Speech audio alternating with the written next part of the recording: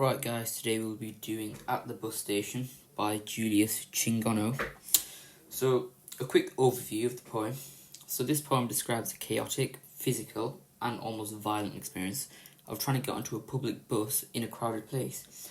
And the interesting bit about this poem is that the speaker is almost like an instruction manual, like a survival guide, and it's just warning the readers to protect themselves from losing clothing and socks and ties and glasses and even their dignity during the battle-like struggle to just get on the bus.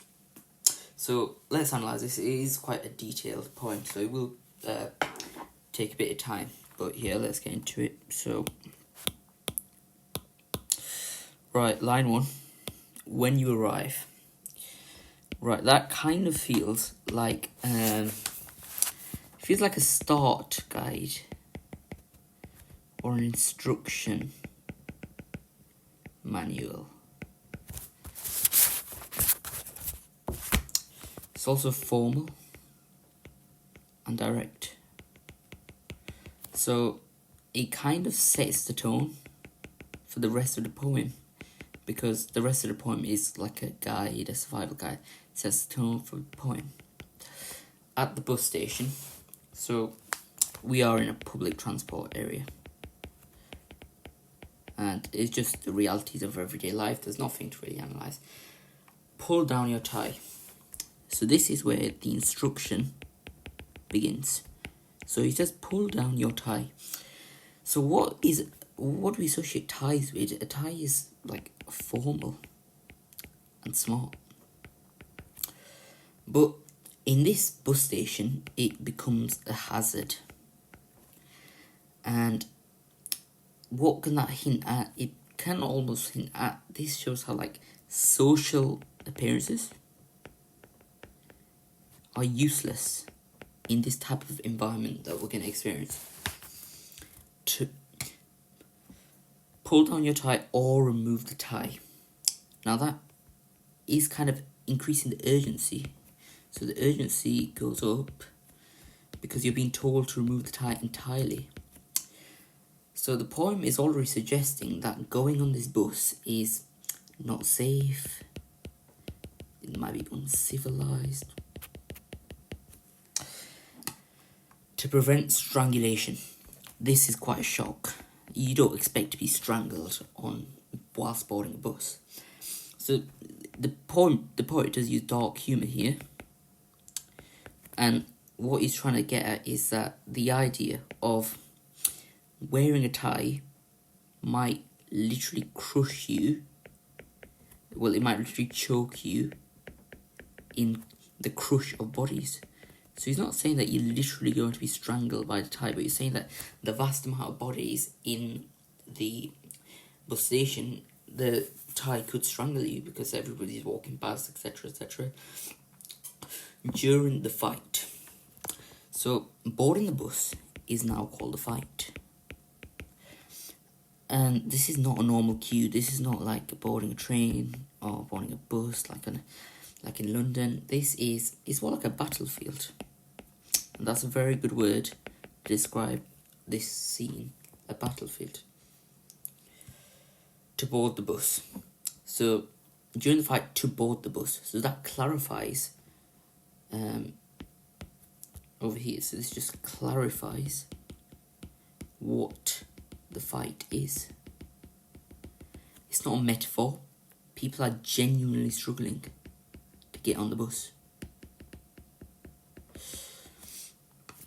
Unfasten all buttons. This is more practical advice.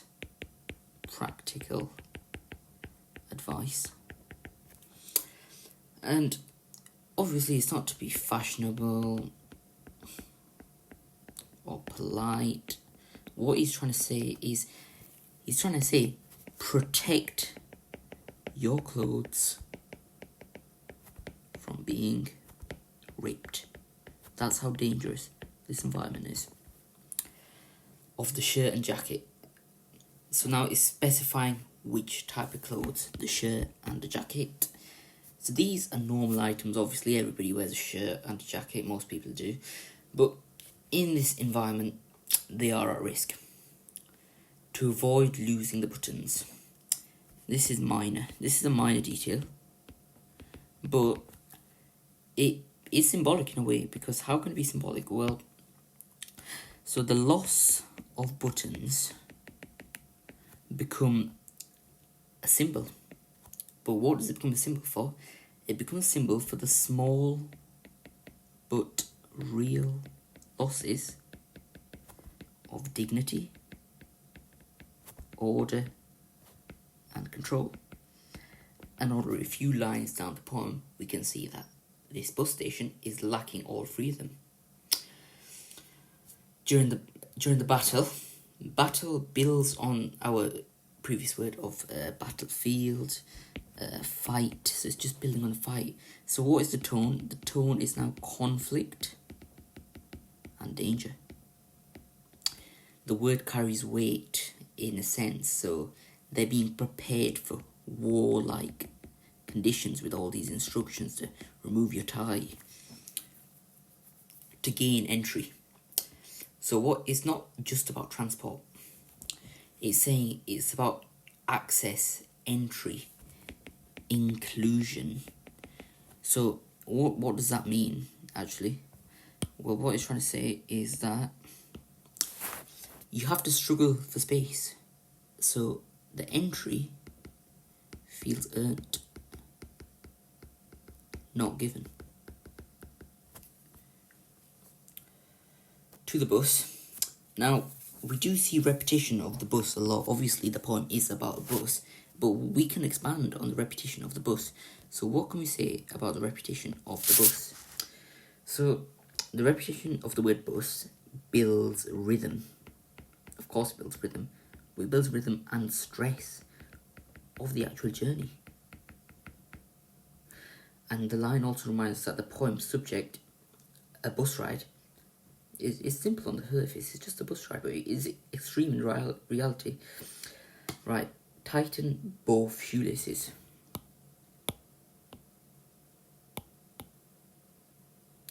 Tighten both shoelaces. Now, the poem continues giving physical survival instruction. So, what can we say about tightening shoelaces? Well, we could say that even your shoes are risk, but obviously laces. So laces hold everything together. So the poet could be painting a picture of a person trying to keep everything together. So because laces hold everything together, you're trying to keep everything together in this bus station essentially, but it also means literally and symbolically, because there might be mental issues of the people on the thing who are trying to hold everything together and trying not to crash out. For when you are hauled. Now this is a good word, because what can we say about hauled?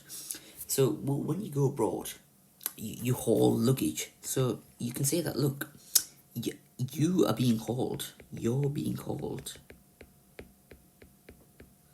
like luggage or an object. Into the bus. Now, this is very simple, but it's quite important as well, because the bus isn't a space you enter. Because hauled, you don't choose to be hauled. Hauled is, say you kidnap someone, you haul them into the back of your car. So this is saying that the bus isn't a space you enter, you are dragged into the bus.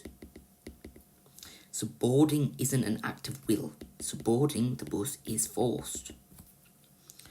You hang in the air. Now this is quite a striking, again, quite dark humour. The poem does use a lot of dark humour. So what can we say about you hang in the air? Well, it's quite a striking image. But what can we say about that striking image? Well, maybe people are so crammed in, there's so many crammed people, that they're lifted off the ground. Now it is quite surreal, but it does capture the absurdity of overcrowding perfectly. And the shoes may come off. Now this line does build on the shoelaces line over here. So tighten both shoelaces. The shoes may come off. So the shoes may come off. That kind of hints that basic stability is at risk. So now this is literally, but it's also symbolically. So the speaker might lose his grip on reality, or literally on the ground. Tighten your belt. Another survival measure. Tighten your belt. What can we say about that? Now this is the idea of sorry, let me just clear a bit of this up because it is quite messy. Tighten your belt. What can you say about tighten your belt? This is the idea of being undressed in public. So even accidentally, it adds to the speaker's loss of privacy plus dignity. Tighten your vest to avoid being undressed. Right, now this line, we obviously mentioned that previously, but that undressed line takes us deeper into a vulnerability and humiliation. And what does it mean when to avoid being undressed? It shows that in this type of setting, basic human boundaries are crossed. So it's not a very humane saying. It's quite inhumane. During the scrambling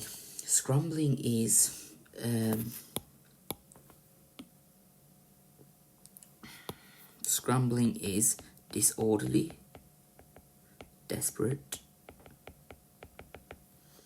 Everybody's pushing, climbing, and clawing their way in. And again, this is language from chaotic combat, despite it's far from a polite society. At the door. Now, this is going to come as a shock to all of you guys. Well, actually, no, because it is in the overview that I did mention. But when we say at the door, what is it trying to say? It's trying to say that all of this happened before even getting inside the bus. So these guys are on like before even getting inside the bus. So the door becomes symbolic in a way. So how can we say the door is symbolic? Because it is essentially a threshold. And how is it a threshold? It's a threshold of struggle. So it's a threshold of struggle between the outside world and the space you're trying to enter. Remove your spectacles.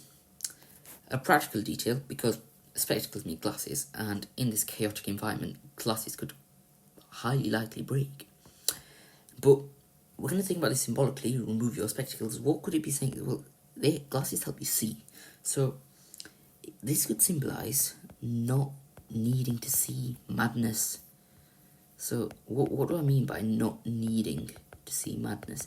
Well, by madness, I obviously mean the type of people on this bus, the type of people that are trying to get in there crazy. But it's saying just protect yourself emotionally. You don't want to see what is actually happening here, and you just want to remove yourself from the environment. So look down, don't look, just physically protect yourself. Obviously physically protect yourself, this is what the instruction manual is for, but emotionally, don't look. This is going to harm you emotionally. You're gonna have flashbacks about this. So obviously we can expand on that point. And hold tight to someone. Now this shows desperation, but it also shows human dependence. Holding someone else might be the only way to stay safe. Or upright in a way, because everybody is standing still. During the climb, now this kind of analyses the thing as it's quite interesting, because the journey is now described as climb. And how is it described by a climb? Because it's like the bus is a mountain, or the bus, you're struggling to conquer the bus, because obviously a mountain is hard to climb. So it's like saying, oh, you have to climb past all these people, or it's very physically demanding just to get on this bus. And pay no attention to human sounds. This here is quite dehumanizing in a sense. Why is it dehumanizing? Because it's saying don't listen to others. Don't listen to others. In this chaos, human voice. So human voice loses power, loses value, or power. Also bear in mind, this is a final reminder. This is like the final warning. So this is a pre-warning to the type of the warning that the writer is going to give. Words lose meaning. This is one of the most powerful lines in the poem. And why is it powerful? It's because it has a lot of meaning. So we're going to write it up here. So words lose meaning. So what could the writer be saying by words lose meaning? So one of the things he could be saying that in this chaotic type of environment, talk is useless and the only thing that really matters is action. Secondly, because there's a lot of pressure, you could be saying that communication breaks down in essence, because everybody's so stressed that nobody can really talk. So communication breaks down under pressure. Now finally, this is a good one, and I've mentioned this quite a few times. Even identity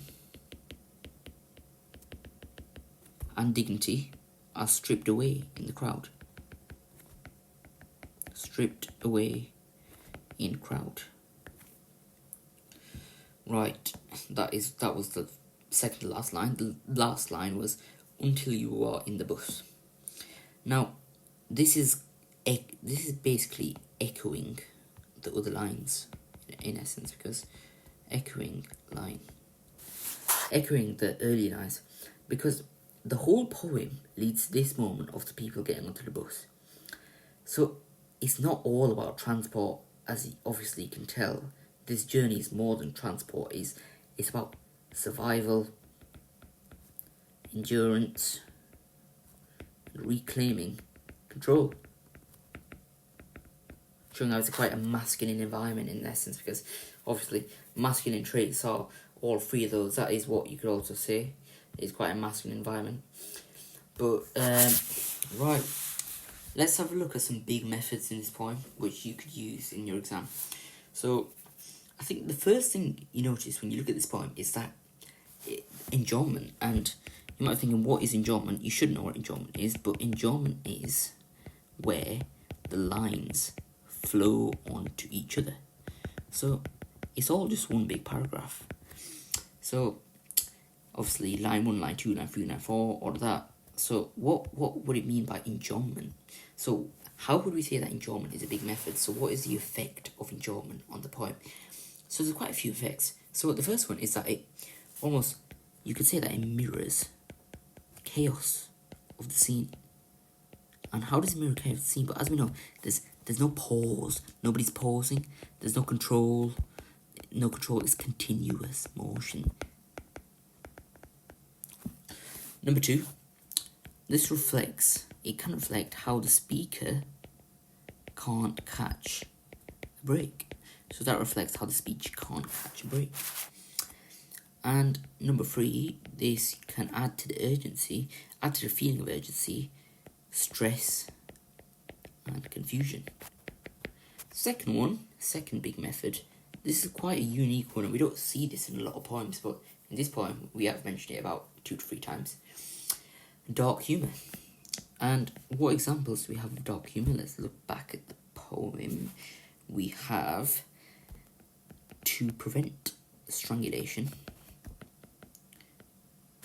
and to avoid being undressed. So how is dark humour a good method? Well, it makes the reader laugh. Well, it probably doesn't make you guys or me laugh, but it is written to make the writer laugh and also feel uncomfortable. So there's a contrast between humour and the dark humour. And also the tone is relatable and it's engaging as well, even when this subject is quite stressful. And number 3, this one you should be analysing in every single poem, despite the poem. You can do this in any single poem. Number 3, second person address. So the easiest thing to say for second person address is, so second person address is you. So what can you say about second person address? You can say that, look, it's trying to put the reader in experience. You can also say, as we did mention in the beginning, this is like a survival guide. So this, you could say that this feels like a survival guide. And also, finally, it can force us to imagine being in this situation, which obviously wouldn't be nice, but obviously the poet wants us to experience what it's like to be in this battle-like point. So, thank you for watching, guys. Please subscribe if you did enjoy that and if it was helpful for you. That is quite a detailed poem. That last key line, that make sure you analyse that one, that is a very key line. But thank you very much.